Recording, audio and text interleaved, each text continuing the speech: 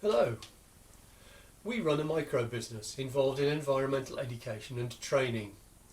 We recently made a pledge to reduce our greenhouse gas emissions to net zero by 2027, and here we're sharing our progress and the things we're learning as we go.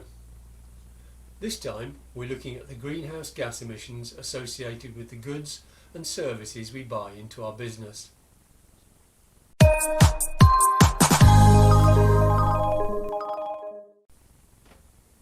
To calculate our carbon emissions, we're using the Business Carbon Calculator from the SME Climate Hub and Normative, one of their partners. The links are down below. We've already decided on the time period for the calculation, entered information about the number of employees, our turnover, ownership of vehicles and machinery, and the size of our facilities. We've also considered the amount of energy we use directly. To gather the information needed in the carbon calculator, we used the financial information from our annual accounts. The calculator uses conversion factors to change the cost of, for example, paper and stationery for the office to a mass of carbon dioxide equivalent, so we don't have to do the calculations ourselves. The first indirect cost we were asked to consider was business travel. We were asked for the cost of tickets bought for trains and flights and buses. We were also asked to identify the cost of any car rental and overnight stays in hotels, along with restaurant charges. As a business, a bit boring, we didn't spend anything on these.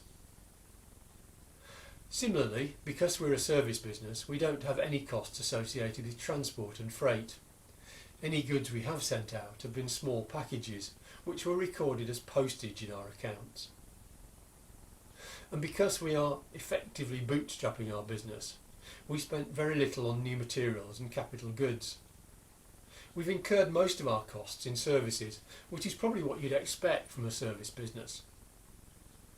This category of costs includes accountancy and professional memberships, software licenses, website hosting, the cost of cloud storage and insurance and other financial costs. Together, these comprised around 90% of the expenditure of the business in the financial year 2021-22. Because we're such a small business, and as our accounts for the last financial year have been done, all this information was easy to locate.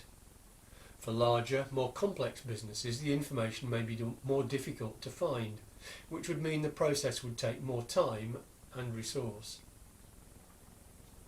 We fed all this information into the carbon calculator and pressed the button to allow the tool to do the calculation for us.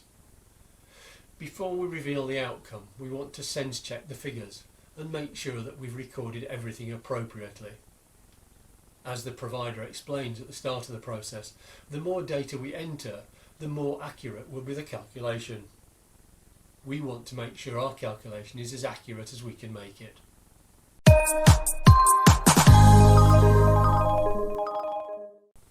If you're interested in what we're doing and want to keep up to date with our progress, please subscribe to our channel. You can also follow us on LinkedIn and Twitter. And we have several online learning courses on Udemy and Allison. You can find these by following the links from our website.